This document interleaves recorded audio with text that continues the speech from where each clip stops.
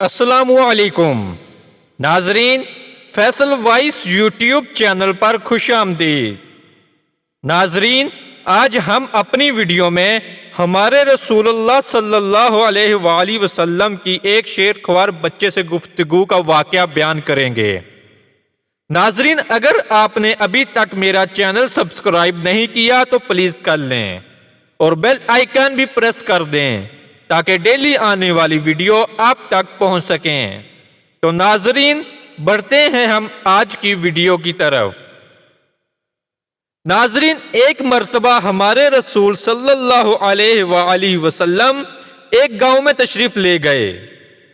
گاؤں کی ایک عورت نے جب یہ سنا تو آپ کو آزمانے کے لیے اور یہ دیکھنے کے لیے کہ آپ خدا کے کیسے پیارے ہیں، آپ کی خدمت میں حاضر ہوئی۔ اس عورت کی گود میں ایک شیر خوار بچہ تھا جس نے ابھی بولنا بھی نہیں سیکھا تھا، اور وہ اس بچے کو لیے ہوئے حضور کے سامنے پہنچی تو بچہ نے ماں کی گود سے سر نکالا اور بچہ بولا، اے اللہ کے رسول، آپ پر سلام ہو، ہم آپ کی خدمت میں حاضر ہوئے ہیں۔ بچے کو اس طرح بولتا ہوا دیکھ کر عورت کو تعجب ہوا اور حیرت کے ساتھ بچے سے پوچھنے لگی کہ تجھے بات کرنا کس نے سکھایا ہے اور تو نے یہ کیسے جانا کہ یہ اللہ کے رسول ہیں؟ بچے نے جواب دیا، اے ماں، مجھے بولنا خدا نے سکھایا ہے اور مجھ سے اللہ کے فرشتے جبریل نے یہ سب کچھ کہلوایا۔ ناظرین، اس جواب کو سن کر حضور صلی اللہ علیہ وآلہ وسلم نے بچے سے پوچھا، تمہارا نام کیا ہے؟ تو بچے نے جواب دیا، میرا نام ماں نے عبد عزا رکھا ہے۔ ناظرین، عزا بت کا نام تھا، لیکن اللہ نے میرا نام عبد العزیز رکھا ہے۔ حضور، میں عزا سے بیزار و بری ہوں۔ خدا تو وہ ہے جس نے آپ کو پیغمبر بنا کر دنیا میں بھیجا ہے۔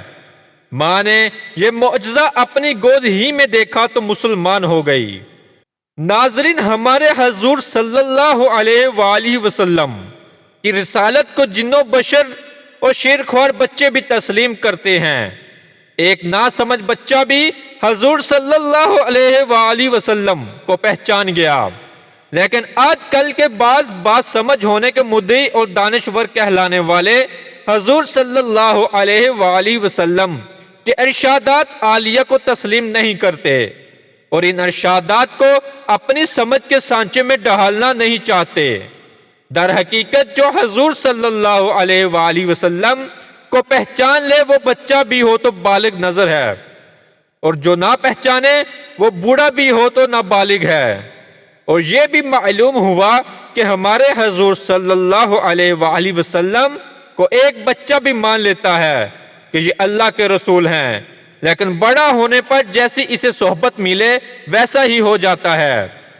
ناظرین، اس لیے سب سے پہلے ماں باپ کا یہ فرض ہے کہ بچے کو حضور صلی اللہ علیہ وآلہ وسلم سے شناسا رکھنے کے لیے اسے اسلامی تعلیم دلوائیں، اور اگر اسے اسلام کے کوئی بات نہ پڑھائی گئی تو اسے صرف دنیاوی تعلیم ہی دی گئی تو بچہ بڑا ہو کر حضور صلی اللہ علیہ وآلہ وسلم سے آشنا نہ رہے گا، جیسا کہ آج کل کے ماڈرن مسلمان نظر آ رہے ہیں۔